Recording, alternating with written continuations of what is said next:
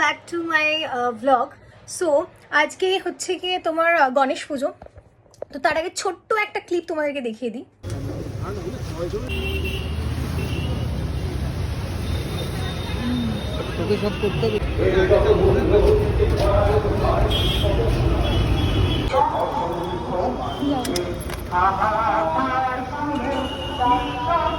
ঠাকুরের জন্য যা যা এনেছিলাম, ফুল, মিষ্টি, মোদক, এগুলো আমরা ওপরটাতেই রেখেছি, কারণ নিচে রাখলে হচ্ছে গিয়ে মিষ্টিগুলো নষ্ট হয়ে যাওয়ার চান্স আছে, কারণ নিচে তো এসি নেই।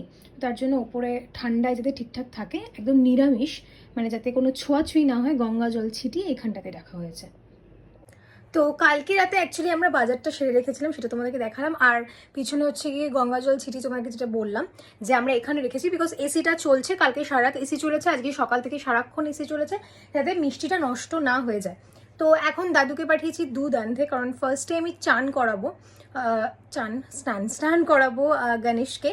তো আজকে হলুদ পরেছি, দেখতেই পাচ্ছ হলুদ পরেছি, কারণ হলুদটা হচ্ছে কি আজকের দিনের জন্য খুব শুভ হয়ে পড়া, তার জন্য। আর মা সমস্ত নিয়মকানুন বলে দিয়ে গেছে যে কিরমভাবে কি পুজো দেবো বা কিছু, কারণ মা অফিসে চলে গেছে, বাবাও নেই, বাবারও ক্লাবে যে পুজো আছে সেখানেও আমাকে যেতে হবে।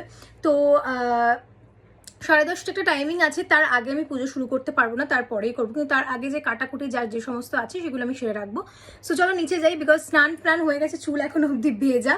তো নিচে যাই, গিয়ে চলো দেখাচ্ছি কিভাবে আজকে পুজোটা আমি দিই।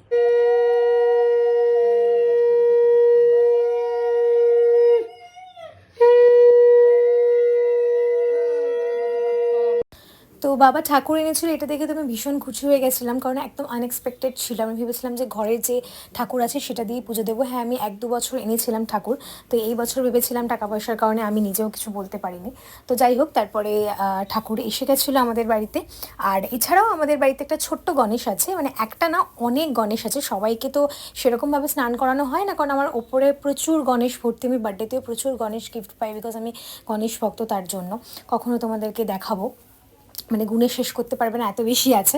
তো যাই হোক, তারপরে স্নান করিয়ে দিলাম ভালো করে, তারপরে গাটাকে সুন্দর করে মুছিয়ে দিচ্ছি, কারণ যা গরম পড়েছে স্নান করাটা একটুখানি দরকার। তো আমি ভেবেছিলাম প্রথমে এই ছোট্ট গণেশটাকে পুজো দেবো, তারপরে বড় গণেশের সাথে ছোট্ট গণেশটাকেও পুজো দিতে হবে, দুটোকে একসঙ্গে রেখে দিলাম, একদম আসনে সুন্দর করে বসিয়ে দিলাম। তারপরে পরিয়ে দিয়েছিলাম সুন্দর ধুতি, ভাগ্যিস ধুতিটা নিয়ে এসেছিলাম। যাই হোক, তো তারপরে ধুতিটা খুব সুন্দর লাগছিলো, আমি সুন্দর করে পরিয়ে দিয়েছিলাম। তারপরে ফল কাটার চেষ্টা করছিলাম, কিন্তু সেরকমভাবে বটিতে আমি কাটতে পারি না, ছুরিতে একটু সুবিধা হয়, কিন্তু নিরামিষ বটি লাগবে, তার জন্য বাবা হেল্প করেছিল, ঠাম্মিও হেল্প করেছিল।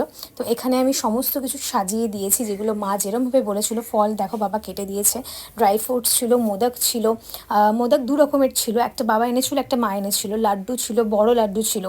তো যেরকমভাবে সামর্থ্য সেরকমভাবে পুজো দিয়েছি, চেষ্টা করব পরের বছর যেন আরও ভালো করে পুজো দিতে পারি।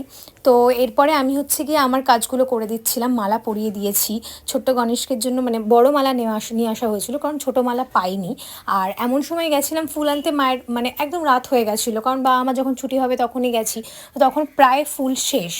তো সেটাকেই আর কি কেটে ছেটে ছোট্ট একটা মালা করেছিলাম, একটা বড় মালা। তো দুটো গণেশকে আর কি দুরমভাবে পরিয়ে দিয়েছিলাম, তবে সব ঠাকুরকেই পুজো দেওয়া হয়েছিল।